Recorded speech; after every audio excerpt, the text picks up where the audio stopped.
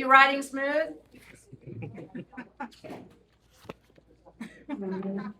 On the advice of counsel, I respectfully decline to answer.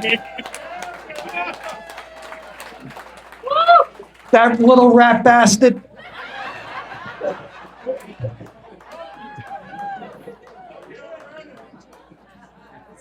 I actually still have the poster of the 1967 Playboy model that Carson is currently banging. So, how you guys doing tonight? Good? Good, good. Thanks for having us. So, this aging thing sort of sucks, and it just kicked me in the ass, and I would much rather be dealing with acne than arthritis. I go to the doctor because my joints hurt, my shoulders, my hands, everything hurt. He says, well, let's take some x-rays. So he takes the x-rays, he puts them up on the board, and he goes, you see all these white spots? Do you know what it is? If I knew what it was, I wouldn't come and talk to you. I says, I don't know, is it bone cancer? He says, well, it's not that bad. He says, but you have arthritis from head to toe. And I can give you something to relieve some of the inflammation. He said, but you got to remember, arthritis makes everything stiff. Not everything. Guys, you know how you know you're getting old? When your balls are longer than a CVS receipt. Thank you. Thank you. When I go to open mics with the 20-something-year-olds, they don't even giggle at that. Right? Everything's high and tight. It's like a Marine haircut. So given the stretching of my testicular region, I decide I need something that's going to keep them out of the water, right? And sit on the toilet. So I go to the workshop to develop the testicular flotation device. And I land on 2 bagels, which they kind of work, but they broke up in the water, they absorb too much water. Back to the workshop, I polyurethane them. Now they're nice, they're not absorbing any water. They're a little loose though. I finally came up with the optimal solution. In the morning, I put a little smear of cream cheese. Everything stayed nice. When I was a kid, we used to hang out with the guys and, we'd smoke a couple of joints and we'd buy a 6-pack and we would listen to Led Zeppelin and we'd really have a great time, and I've been trying to capture that for the longest time, that nice buzz. Then it occurs to me, all I got to do is really just stand up really fast and I let my blood pressure take over.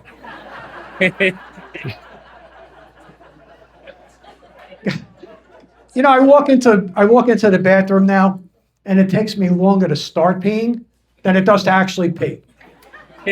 And when I finally do go, it's like there's urinary dots and dashes. It's like Morse code. Ships at sea are starting to send messages. You guys, you can't see in the back, but I've got tattoos up and down both arms, and so my wife takes me to get another tattoo, and I go in there. I get the tattoo and I come home and we're sitting out in the backyard and she goes, what did you do now? I said, what? She goes, the tattoo. Why did you get 3 lines tattooed around your knee? I said, well, you remember when the kids were little, we would chart their growth by drawing a line on the door jamb. She goes, I get that, but I don't get this. I said, well, I'm trying to measure the impact of gravity on my balls. She says, why the dotted line? So, because at that point, no more shorts. Woo! Yeah. Thank you. Thank you. So, you guys familiar with this website, OnlyFans? Woo! Come on, admit it. Some of you guys know OnlyFans. All right, OnlyFans is a pay site, and a lot of college-age girls go on there and show their wares for money. But it gives me the idea for a business plan. I've had probably 15 orthopedic surgeries, and I know there's probably a lot of people in my peer group that have had significant number of orthopedic surgeries. I've decided I'm going to start up a pay site for people who've had multiple surgeries, and I'm calling it Only Scars. And I've been thinking about different chat areas on Only Scars. I was thinking like hips and nips. I think that might go over pretty good. You know, what happens when they put these silver alerts up on 75? We don't know if they find the people. I have a theory. All of these people end up at casinos or the villages. So if you just go there, you're going to find all of them. There's some things I've learned as I've aged over the years. One of the things I learned is that your friends change. Right? And why? Why do your friends change? Well, death, divorce, dementia, right? So that changes everything. So now at this point in my life, it's sort of hard to make new friends. So right now at this point in my life, my very best friend is my bidet. After having 7 back surgeries, it's a little hard to turn properly. The bidet, B-I-D-E-T.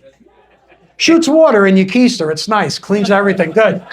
The other things I've learned, you never pass up a bathroom. You never waste an erection.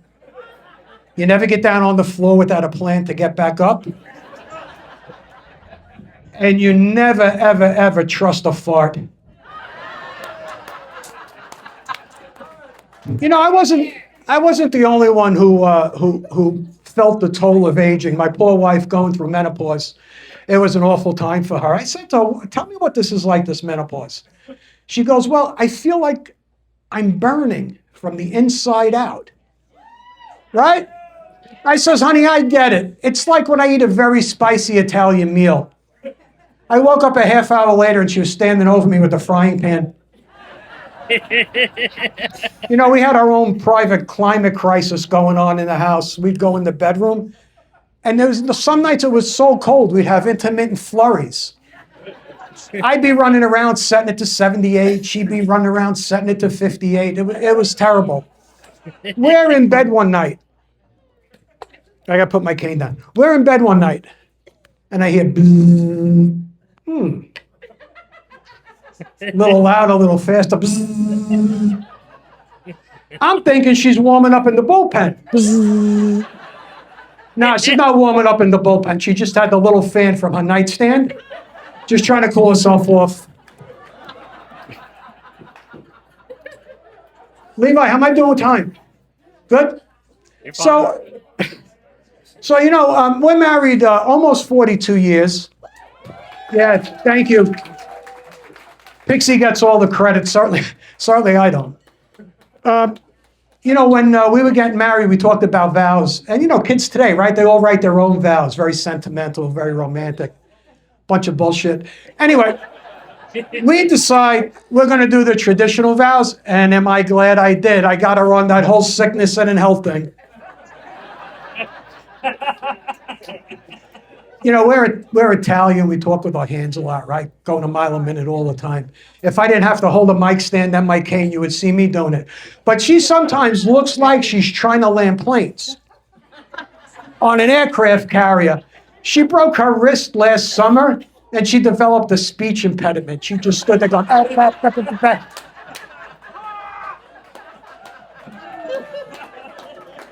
Thank you.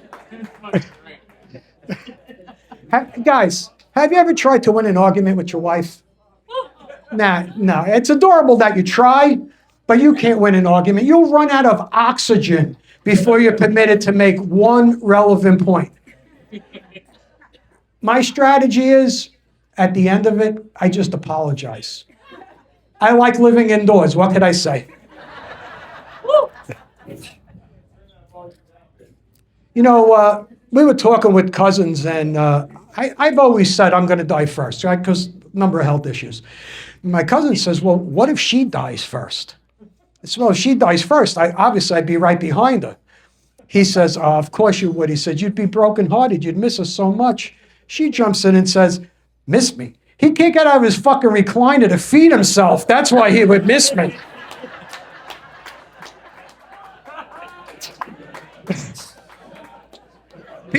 People have asked, what's the secret to 42 years of marriage?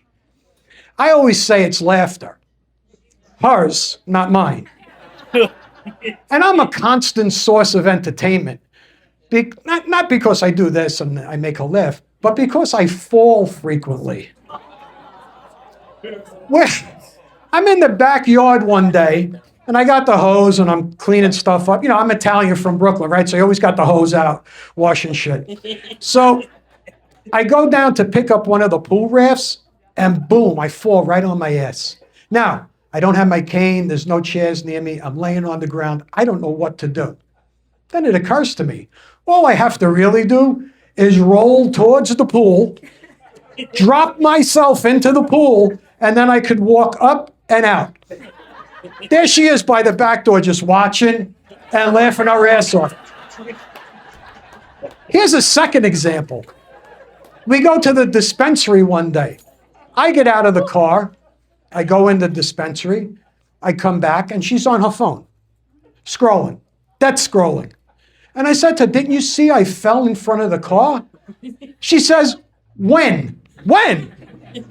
I fell right in front of you. A kid came, helped me up. I went in the store. I got all the product. I came back, and you still don't know. This is what we go through on a regular basis. She accuses me of having selective memory. You know, there's things that she tells me, and she tells me things all day long that I just don't have the capacity to remember anymore. So I choose to keep the hard drive uninfected. She says I have Alzheimer's. I says, no, I have Italian Alzheimer's. This is where I forget everything but the grudges. You know the three most frightening words in any marriage? Any guesses? I was thinking. So we're living in New Jersey, and I was thinking we'd change out the sliding door and put a French door, right? Nice. Next thing I know, I got a contractor at the house. We're building an addition.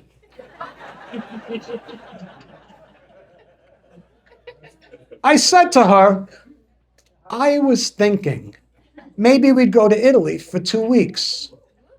Now we're going for a month. And of course, that comes with the series of events, including shopping. We get probably 15 boxes a day from Amazon at the house. Little sundresses, little sandals. 90% of it is returned.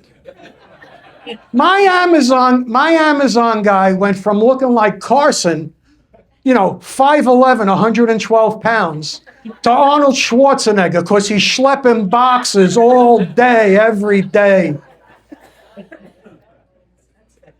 I decided that I would take some language lessons, before we left. So I'm taking the language lessons, and they're going pretty well. The first 8 or 10, basic stuff, right? And then we start getting into conjugation of verbs. So it got more and more difficult. Now the online instructor is spending all of her time correcting me. Now I have a second Italian woman in my life who's yelling at me every day, all day. The last thing I did for this trip was I started a genealogy project on ChatGPT. So I put in all the last names, I put in all the towns, any birth dates, death dates, all that other stuff. So I put that all in. She says to me, why don't you use Ancestry? I said, well, let me see yours, because I know she's done it. So I look at her Ancestry. She's like 48% Italian and Sicilian. She's like another 46, 47% Western European, and she's 2% black. And I thought to myself, 42 years, I never knew I was sleeping with a black woman. That was a surprise.